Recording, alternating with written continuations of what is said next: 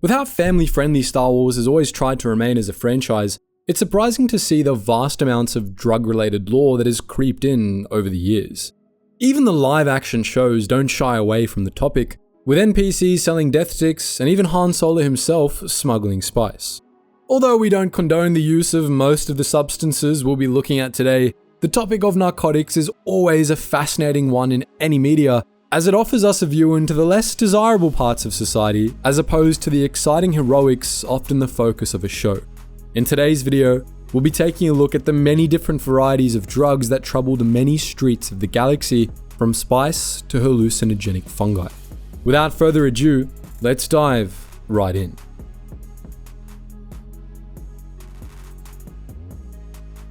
The first and best known drug category was, of course, spice. Also known as narco-spice, the term referred to any substances that could be ingested but weren't considered food, regardless of whether they were naturally occurring or synthesized.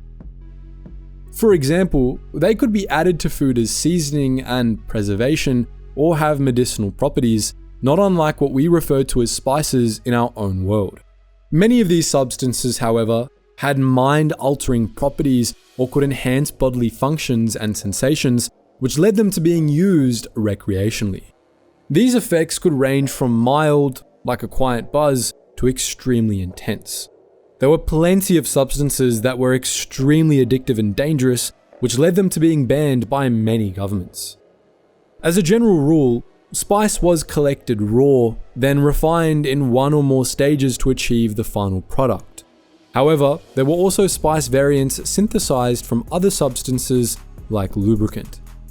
Out of all the varieties that popped up over the years, glitter stim was undoubtedly the best known, though it also went by the name of Kessel spice after the planet it was mined and refined on. It was extremely addictive, more than twice as powerful as Rill.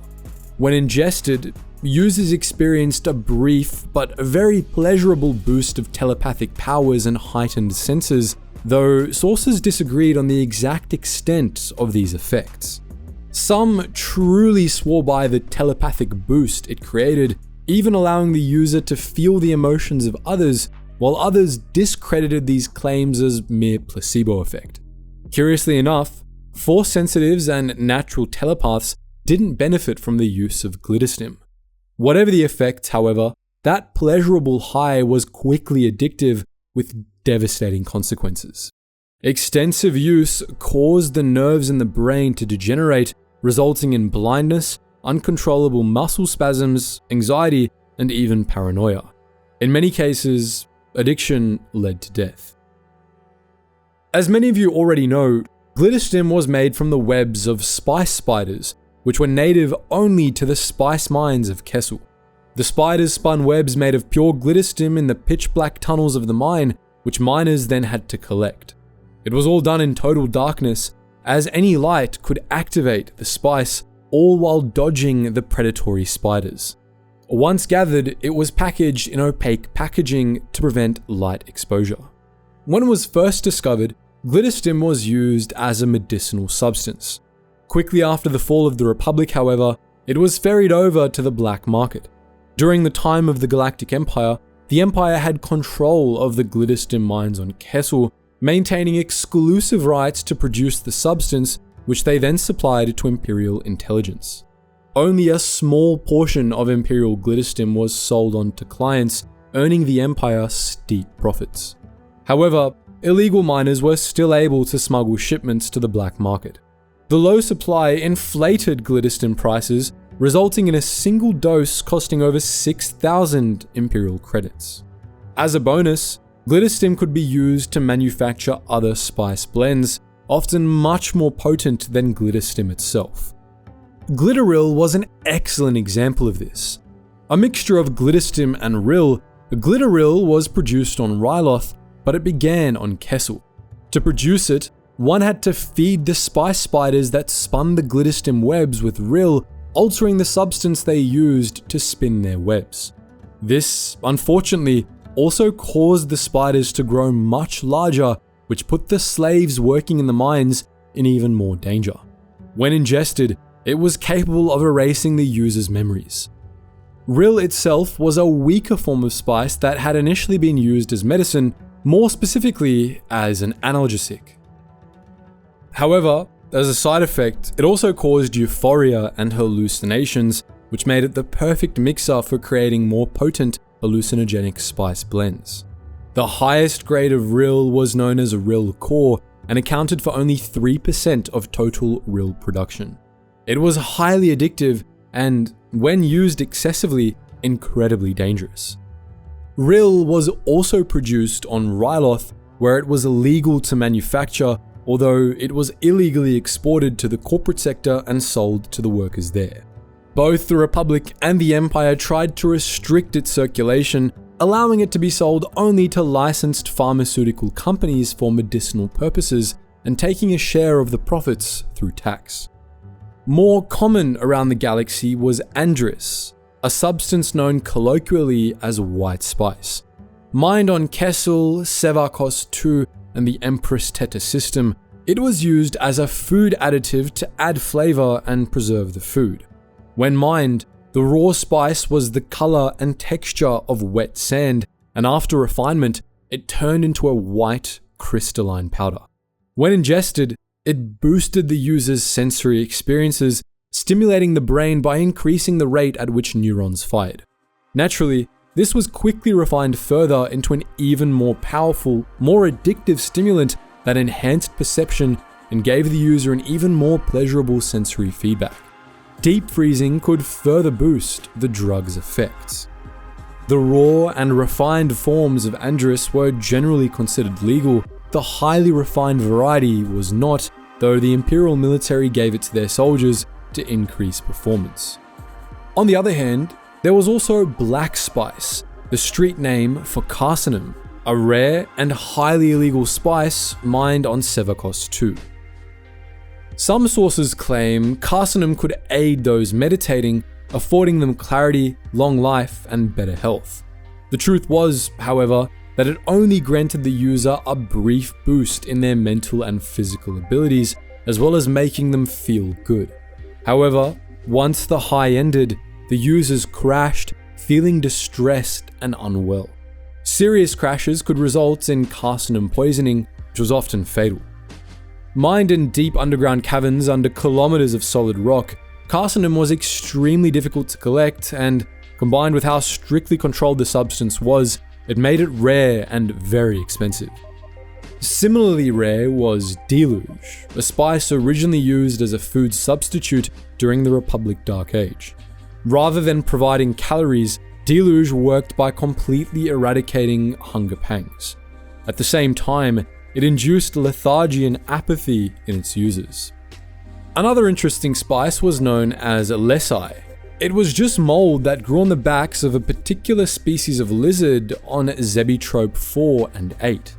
Once ingested, it allowed humans, and likely other sentient species, to go entirely without the need for sleep, essentially eliminating the need to spend 8 hours sleeping each night and increasing their actively lived lifespan by 30%. The Galactic Empire banned it immediately, claiming that it reduced users to amoral beings without any compassion or love, but those claims seem to have been entirely false, and the ban was instead to prevent its citizens from benefiting from the drug. Engspice, meanwhile, was a very expensive drug. Highly addictive, it was designed to maximize the drug cartel's profits, as, once consumed, it altered the user's brain chemistry so that no other drug or spice variant would cause a high. When it came to prices, however, no spice variant was more expensive than Lumni spice. Extracted from Lumni lichen on several planets across the galaxy such as Hoth and Korrilag, it was an extremely dangerous spice to harvest, since dragon slugs, who regularly consumed the lichen, guarded their treasure troves religiously. Another interesting spice variant was known as Booster Blue, a spice synthesized from a mixture of copper 5-phthalocyanine blue, type of copper variant, and 4-dimethylaminobenzene, a type of chemical. When used, it significantly improved a person's reflexes. There are accounts of people combining this spice with other awareness-enhancing drugs, such as Thrust Ahead and Neutron Pixie, and being able to dodge blaster bolts without the force.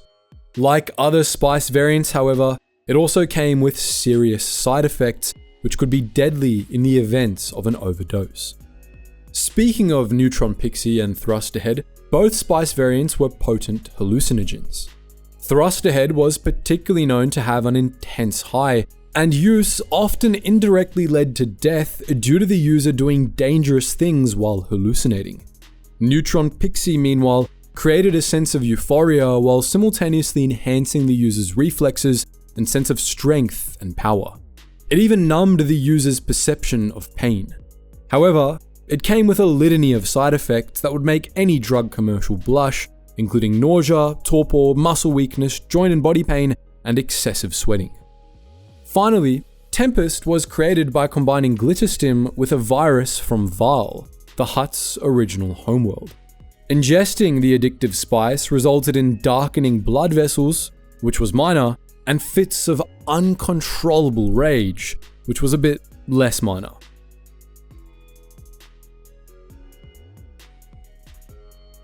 Another broad category of drugs were synthetic drugs, and the term referred to concoctions manufactured by pharmaceutical companies, oftentimes illegal ones. Deathsticks were by far the most famous out of all of them. This mild hallucinogenic drug was cheap and easily accessible in places like clubs in any urban center in the galaxy, which made them exceptionally common. They were also super dangerous. Deathsticks were manufactured with the specific intent to be as addictive as possible, as quickly as possible, in order to maximize profits. Even a few uses were enough to create an addiction that was almost impossible to shake due to how the chemical compounds affected the brain. Prolonged use caused serious cell damage, resulting in sudden weight loss, organ failure, hallucinations, and paranoia, depression, and ultimately death. They were so potent that their active component, ixetalsolona, was used as a torture drug independently. Perhaps hoping to simulate Deathstick's popularity, another was manufactured, known as Waste It, though we know almost nothing about its effects. Then there was snuff, an intoxicant one snorted through the nose. There were many varieties, like Alderanian snuff, chuckroot snuff, and snuff fungus. Most of them produced a stimulating effect that was addictive. Another category of synth drugs directly attacked a user's inhibitions. Love wallet pills were slipped into alcohol to make the victim looser, and Don't Worry, also known as Zeltronian Fundip, was a snortable substance that reduced the user to the mentality of a preteen. More famous, however, was the Elixir of Infatuation, another Zeltron concoction with no taste or color that was mixed into food. Upon ingestion, the user became immediately infatuated with the first humanoid they saw, experiencing strong urges to comply with and even be romantic toward them for up to 5 hours. Meanwhile, Platicona zemlomobrus, also known as Pleasmo, was a synth drug known to reduce inhibitions and make the user more amenable. Other well-known synth drugs included Crude, which came in pill form, Polordion, Smoot Dust, and Shadowpaw, a power that resulted in pleasant hallucinations. The Moon Gold, on the other hand, was a lubricant-based spice that affected the user's mental clarity and focus. Although it improved both while the user was under the influence, it had long-term side effects. Prolonged use had a degrading effect on the user's neural pathways, leading to significant mental decay. The last synth drug we'll look at today was known as the Zone of Self-Containment, a fairly mouthy name for a drug that only had a mild sedative effect.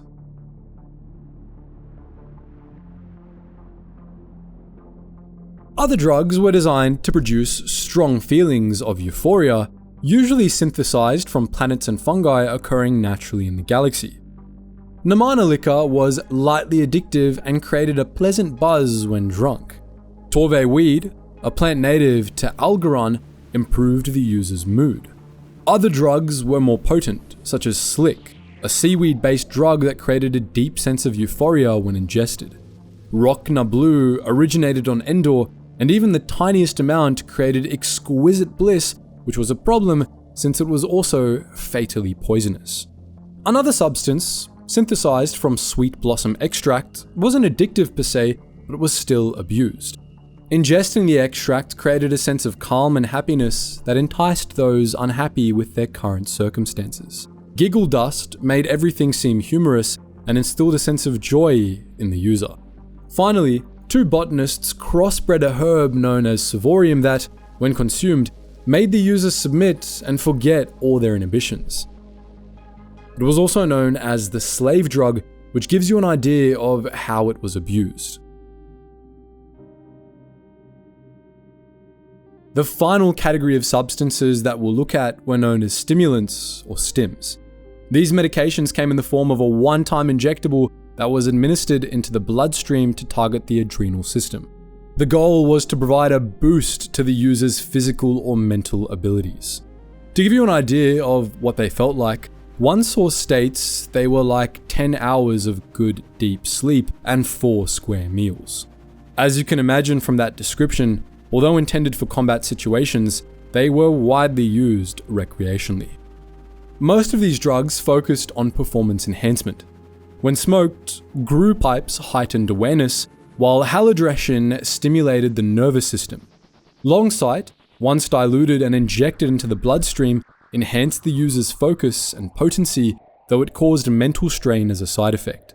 Battle stims, as the name suggests, focused on enhancing a user's combat abilities, but also blocked the sensation of pain for their duration. However, using too many at once temporarily blocked new memory creation.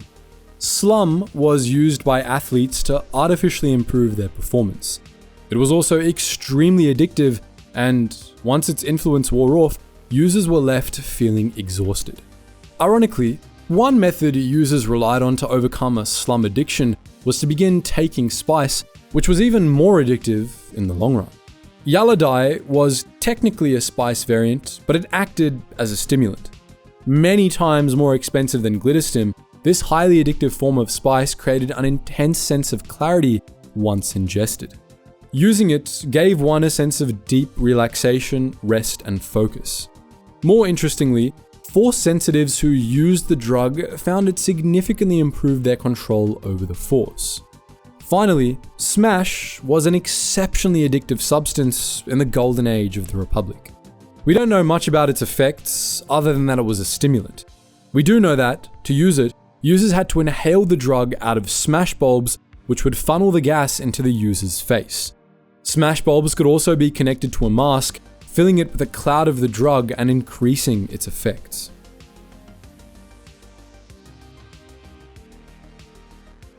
Now, most of the substances we've discussed so far were outright banned, or at least heavily restricted during the time of the Republic and the Empire.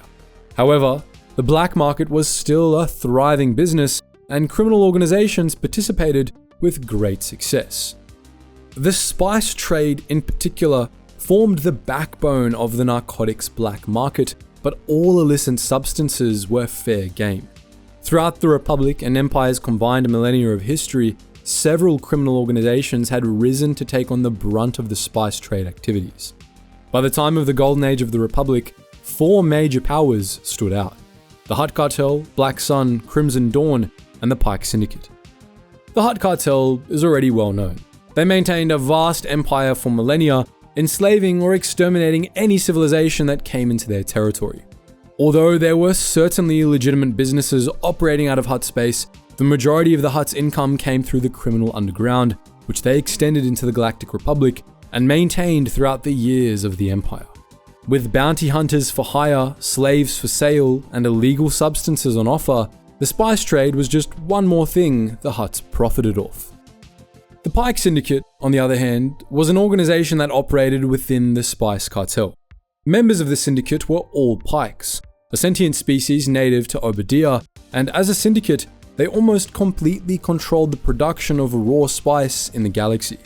This gave them extraordinary power within the criminal underworld, as other organizations had to buy most of their raw or refined spice from them.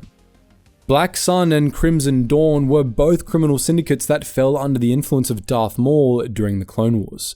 These two syndicates became part of the Shadow Collective alongside the Pikes and even the Hutts.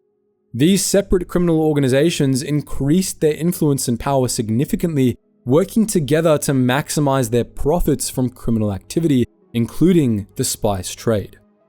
Unfortunately for the galaxy, however, it wasn't just the criminals peddling spice. As we mentioned earlier, both the Republic and the Empire had officially banned many of the illicit drugs we discussed today, but in many cases, these rules weren't enforced, either out of negligence or intentional oversight, while at other times, both actively participated in their distribution. We've mentioned multiple substances that were freely distributed by the Empire to their soldiers, and even the Republic didn't hesitate to secretly fund certain drug operations. In other cases, they directly profited from the black market spice trade, whether through taxes, bribes, or profit shares. And thus, very little was actually done to protect the citizens of the galaxy from most illicit drugs, which made them a continuous problem throughout history. There are, of course, many substances we haven't mentioned, most of which had almost no information tied to them beyond their name. Some of our favorites of these forgotten spices include Purple Lotus, Magravian Cat Spice, which was not made of cat, and Red Rage, a favorite spice of the ancient Sith used to go berserk on the battlefields of the Hyperspace War. As always, we've enjoyed delving deeper into a bit of world building often overlooked, but this is just one facet of many. What obscure Star Wars question do you want answered next? Feel free to let us know in the comment section below, and as always guys, thank you so much for watching, and I hope to see you in the next video.